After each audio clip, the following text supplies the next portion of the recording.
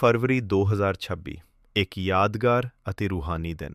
ਇਤਿਹਾਸਕ ਗੁਰਦੁਆਰਾ ਸੁਖਚੈਨ ਆਣਾ ਸਾਹਿਬ ਦੀ ਪਵਿੱਤਰ ਧਰਤੀ ਤੇ ਸਤਵਿੰਦਰ ਅਤੇ ਪ੍ਰਭਦੀਪ ਨੇ ਗੁਰੂ ਸਾਹਿਬ ਦੀ ਹਜ਼ੂਰੀ ਵਿੱਚ ਲਾਵਾਂ ਫੇਰੇ ਲੈ ਕੇ ਆਪਣੀ ਨਵੀਂ ਜ਼ਿੰਦਗੀ ਦੀ ਸ਼ੁਰੂਆਤ ਕੀਤੀ। ਵਾਹਿਗੁਰੂ ਦੇ ਨਾਮ ਦੀ ਧੁਨ ਅਤੇ ਪਰਿਵਾਰਕ ਅਸ਼ੀਰਵਾਦਾਂ ਦੇ ਦਰਮਿਆਨ ਦੋ ਰੂਹਾਂ ਇੱਕ ਅਟੁੱਟ ਬੰਧਨ ਵਿੱਚ ਬੱਝ ਗਈਆਂ। ਚੌਧੜੀ ਨਾਮ ਮਨ ਸਹਿਜ ਪਿਆਰ ਪਾਇਆ ਬਲਰਾਮ ਜੀਓ, ਗੁਰਮੁਖ ਮਿਲਿਆ ਸੁਭਾਏ ਹਾਰ ਮੰਤਰ ਮੀਠਾ ਲਾਇਆ ਬਲਰਾਮ ਜੀਓ।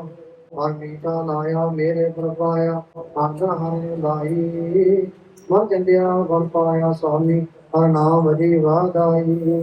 ਹਰ ਗੁਰਤਾਗਰ ਕਾਜ ਰਜਾਇਆ ਤਨ ਹਿਰਦੇ ਨਾਮ ਉਦਾਸੀ, ਜੋ ਨਾਨਕ ਬੋਲੇ ਚੌਥੀ ਲਾਵੇ ਹਰ ਪਾਇਆ ਪ੍ਰਭ ਅਬਨਾਸੀ। ਹਰ ਚੌਥੀ ਨਾਮ ਭਜ ਸਹਿਜ ਪਿਆ, ਹਰ ਪਾਇਆ ਬਲਰਾਮ ਜੀ।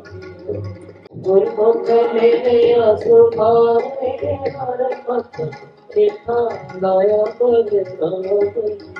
ਹਰ ਮੀਠਾ ਲਾਇਆ ਤੇਰੇ ਪਤ ਪਾਇਆ, ਹਰ ਦਿਨ ਹਰ ਦੇ ਬਲਾਈ।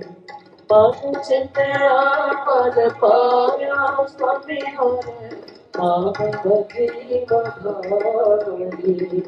ਹਰਿ ਪ੍ਰਭ ਠਾਕੁਰ ਕਾਜ ਰਚਾਇਆ ਤਨ ਹਿਰਦੈ ਨਾਮ ਮਿਲਾਸੀ। ਜਨ ਨਾਨਕ ਹੋਵੇ ਚੌਥੀ ਨਾਮ ਹਰਿ ਪਾਇਆ ਪ੍ਰਭ ਅਬਿਨਾਸੀ।